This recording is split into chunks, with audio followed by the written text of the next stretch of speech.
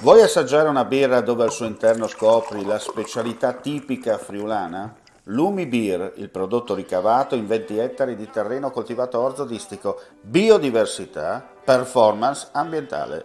Lumi Beer nelle sue 5 versioni disponibili, 4 per consumo veloce e dissetante e la versione Magnum per intenditori. Lumi Beer si abbina a qualsiasi palato. Lumi Beer è un prodotto esclusivo Azienda Agricola Pancera, il buon seme, i buoni frutti.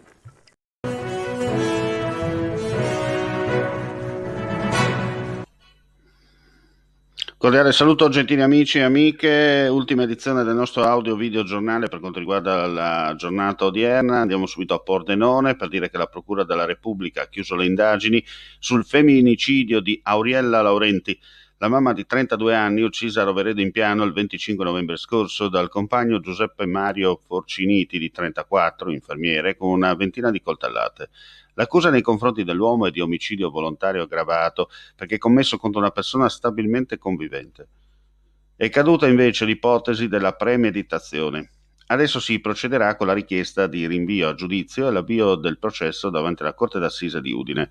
Forciniti, all'epoca dei fatti, sostenne di essersi difeso da un'aggressione. Dopo aver ucciso la donna con una ventina di fendenti al collo, portò i loro 2 bambini da un parente, fece sparire il coltello in un cassonetto dei rifiuti e si recò in questura durante la notte, dove confessò, seppur parzialmente, il delitto.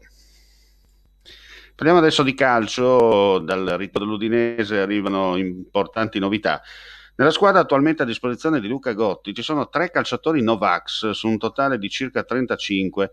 Per loro è stato disposto il tampone rapido quotidiano da parte del dottor Fabio Tenore, responsabile sanitario della formazione, che li monitora giorno per giorno. Lo ha riferito all'ANSA il direttore dell'area tecnica dell'Udinese Calcio, Pierpaolo Marino. Gli altri calciatori si sono sottoposti alla vaccinazione già nel mese di maggio, grazie alla piena disponibilità della Regione Friuli Venezia Giulia e dell'azienda sanitaria, ha aggiunto Marino nella nota.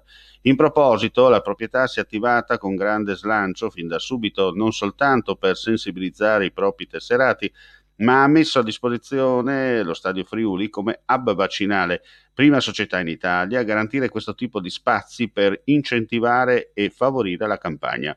Molti dei calciatori vaccinati, ha concluso, hanno inoltre partecipato a iniziative pubbliche per ricordare l'importanza della vaccinazione tra i supporter dell'Udinese e per la popolazione in generale. E adesso ci trasferiamo a Trieste, importanti novità per quanto riguarda il trasporto ferroviario nel servizio. Abbiamo già avuto la prima nave, abbiamo collaudato l'impianto ferroviario e adesso finalmente abbiamo avuto l'opportunità, grazie alla collaborazione di Adriafer e di tutta la comunità portuale che ci ha dato una mano nel processo autorizzativo e di start-up, di avere questa prova tecnico-funzionale dell'impianto ferroviario. Quindi insieme a dei carri la locomotiva di Adriafer ha portato il treno, ha manovrato all'interno della piattaforma logistica e senza alcun problema il treno è riuscito e siamo finalmente pronti ad operare i treni. Questa è una operazione importante perché ci dà finalmente l'opportunità di espandere il nostro internet, il nostro bacino di utenza verso destinazioni che vanno più in profondità in Europa, in centro Europa e nell'est Europa.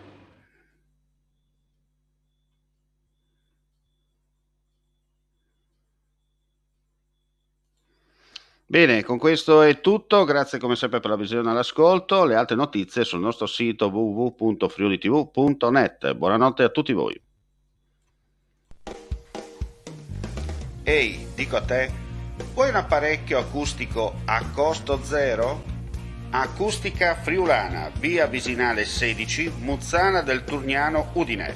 Telefono 334 27 67 731. Test dell'udito direttamente a domicilio, semplice e veloce. Pagamenti su misura. Non aspettare di non sentire. Campagna di prevenzione dei problemi uditivi. Acustica Friulana. Test dell'udito direttamente a domicilio, semplice e veloce. Un'occasione da non perdere.